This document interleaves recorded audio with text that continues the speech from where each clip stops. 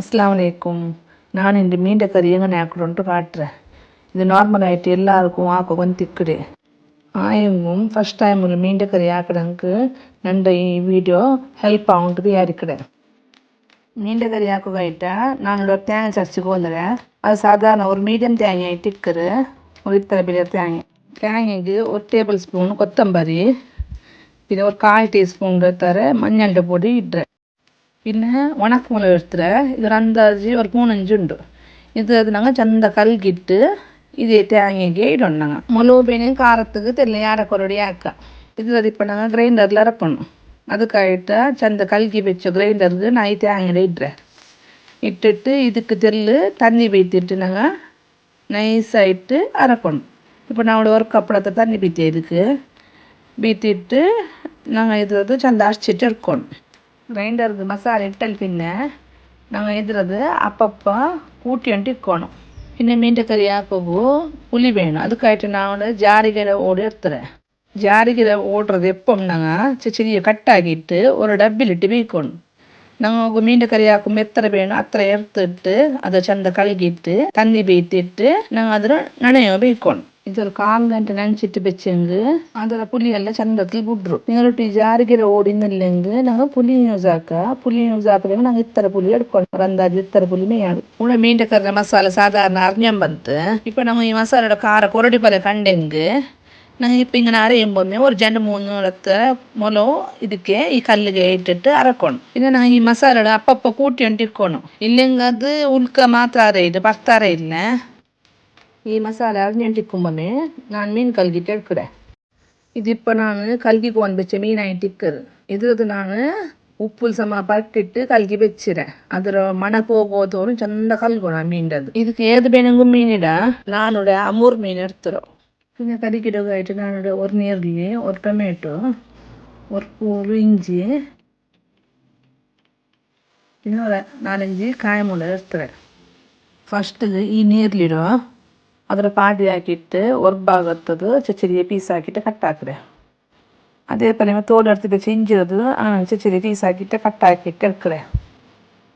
ഇതിലത് நாங்கள் மீண்ட கறி மசாலா நல்லா அரிஞ்சு പിന്നെ ആ മസാല എടുക്കണ അടുത്തത് ലാസ്റ്റ് ഇത് ഇട്ടിട്ട് நாங்கள் ஒரு 2 சுத்து ஆக்கிட்டு எடுக்கணும் மசாலா எடுத்து. இதில் இப்போ நான் அரிஞ்சுட்டுள்ள மீண்ட கறி மசாலைக்கு இடுறேன். ಇದನ್ನು ಕಲ್ಲಿಗೆ நாங்கள் அரையுമ്പോൾ இஞ்சும் ನೀರಲ್ಲಿ ಇಟ್ಟಂಗೆ மீண்ட கறி கம்மனை ஆகிடும். இப்போ மசாலா நைஸ் பேஸ்ட் ஆயிடுத்து.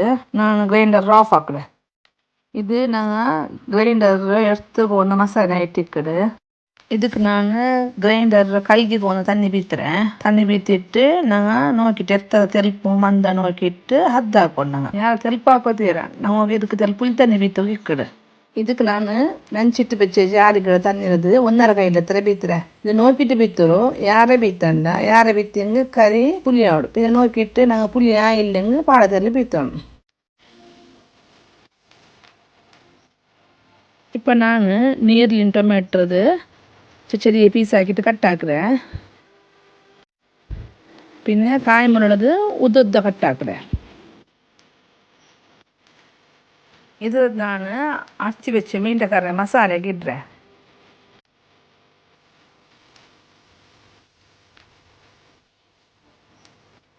ഉണക്കി മസാലത്തിൽ മന്ദപ്പലകാണ്ട് അതുക്കായിട്ട് പാടത്തിൽ തണ്ണി വിത്തുறேன்.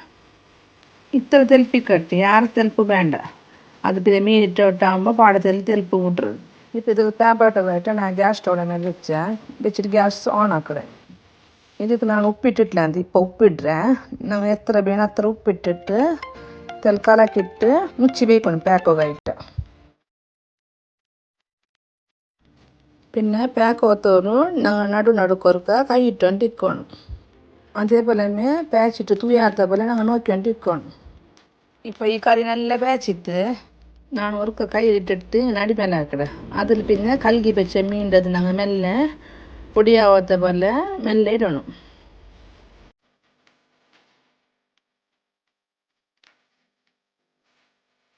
மீன் இட்டல் പിന്നെ ஒரு மெல்ல நாங்கள் அடி மேலே ஆக்கணும்.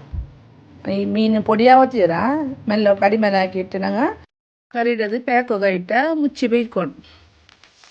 இப்போ கறி நல்லா பேச்சிட்டு இது ஒரு பின்ன தெல்லுங்க நடி மேலே ಹಾಕೋರು. ಅಡಿಮೇಲೆ ಹಾಕಿಟ್ಟು ನಾನು ಕಲ್ಗಿ ಬೆಚ್ಚ ಬೇಯಿಸಪ್ಪಡದು ನಾನು ಈ ಪ್ಯಾಚುಂಡುള്ള ಕರಿയുടെ മേൽക്ക് ഇടണം. ഇട്ടിട്ട് ഗ്യാസ് ഓഫ് ആക്കിയിട്ട് ഞങ്ങൾ കറിയിടത് മുച്ചണം. മുച്ചി വെച്ചിട്ടാകുമ്പോൾ മീൻ അതേ ദമ്മിൽ വെച്ചത്തിൽ അവിടേക്ക് ಬೇಡು. പിന്നെ ഒരു 5-10 മിനിറ്റ് വിട്ടിട്ട് ഞങ്ങൾ ഈ കറിയുടെ യൂസ് ആക്കി എടുക്കണം.